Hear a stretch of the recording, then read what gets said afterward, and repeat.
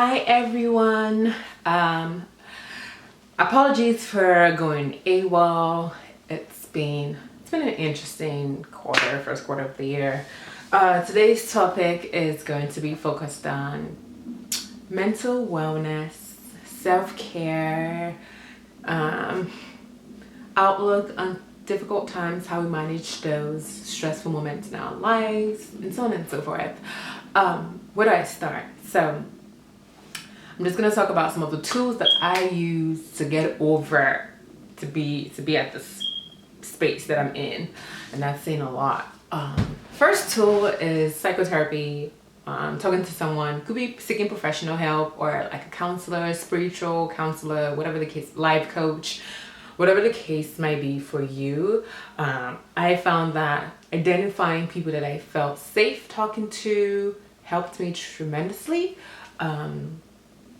I had to first of all, allow myself be okay with that decision to you want to talk to somebody, I feel like being a Nigerian, we don't talk about none of that stuff. We don't talk about that.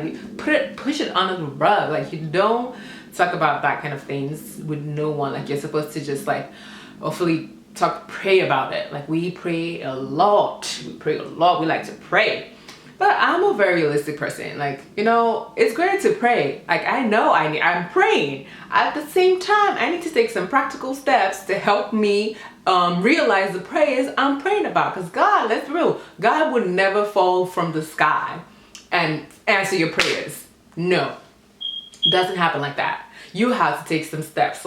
Faith without works is dead. So God is saying, I'm not saying I'm not going to help you, child. But child, what are you also bringing to the table? So while I was praying about stuff, I also had to be very proactive. So psychotherapy, finding someone that I felt comfortable talking to, friends, family, spiritual leaders, whatever the case might be, allowing myself to be vulnerable enough to open up.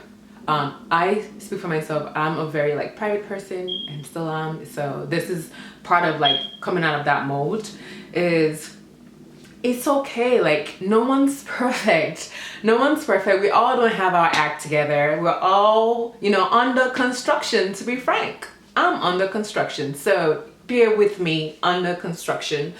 Allowing myself to go through that and being very forgiving of myself, because part of evaluation, analysis, acceptance is being okay with me. Telling myself, okay, you're not perfect. Boo, you're not perfect. You screw up all the time.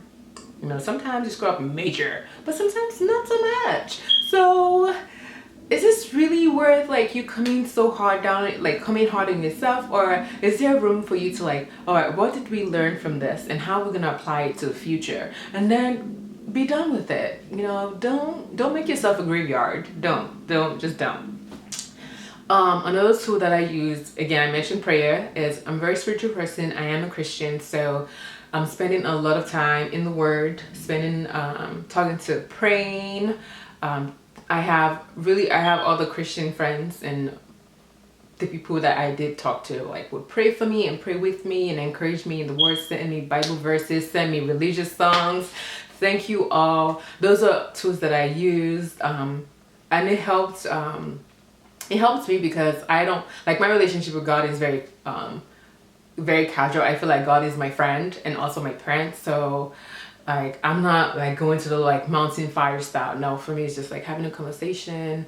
And something that someone shared with me was get in a space, get in a room, have two chairs, have them facing each other like this.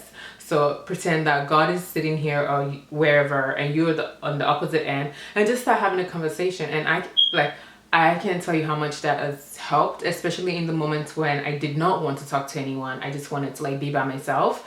Was just I'm gonna talk to you, God. Have a seat, because I need to talk to you about certain things. Jesus, what's going on, God? That kind of moment. Again, that's my relationship with God. You may not interact with God like that, but that is how I choose to be. That's just who I feel we're there. He knows, he understands. Another tool was just trying to keeping myself active. like not allowing myself be idle. So I started revisiting, like I'm like, what are all my dreams? Like what were all the things? I don't care how crazy it sounded at the time. Like I started putting everything down. Like I wrote everything, and that's where the Do It Afraid series started from. Was like I was like, I have all these thoughts, but I get so scared, and I'm like, oh, can I do that, or am I allowed to do that, and or like how will people react, or whatever the case might be. So that prompted my Do It Afraid series, which I'm still doing. Another tool was journaling. I started writing things down. Like I have a blog, and I never really write here and there, but like I became more intentional, but like putting my thoughts down, like identifying triggers and evaluating myself, like the happy moments. And I mean, like I put everything down, like what made today great, excuse me, what didn't make today great, what could I have done to make today better, what am I appreciated for. And those are like my prompts for my journal, and it kind of helped me put things in perspective. I mean, some days when you go back, you're like, really, and then there are other days where you're like, wow, like I can see the progression. So for me, it's dual therapy. Like I'm like putting something down, so I'm expressing, I'm allowing myself to try to empty out my thoughts, but at the same time it's helping me see progression in what I'm doing or in my life or my situation, whatever. Relationship was another tool, like leveraging my relationship with my friends. And when I'm going through a difficult time, I internalize. Like I'm not one to, like I want to spend time first to process. Like I want to really figure out what's going on in my mind, because I feel like it's unfair for me to invite those people in when I don't, like I don't know.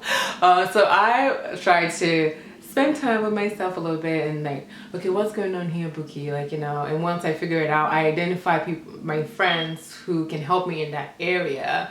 And I just had friends who, like, if I just wanted to get my mind off something, I'll call and be like, just chat, blah, blah, blah, blah, blah, blah. And my friends who I open up to, like, were extremely supportive. I'm so thankful. Thank you all, from people who called to pray, from people who sent me songs, text messages. So thankful. And also, like, I have to, it helped, this whole period like helped me develop a better relationship with myself. It's still ongoing. I'm still working on it. I'm not perfect by any means, but like striving honestly to like reach joy.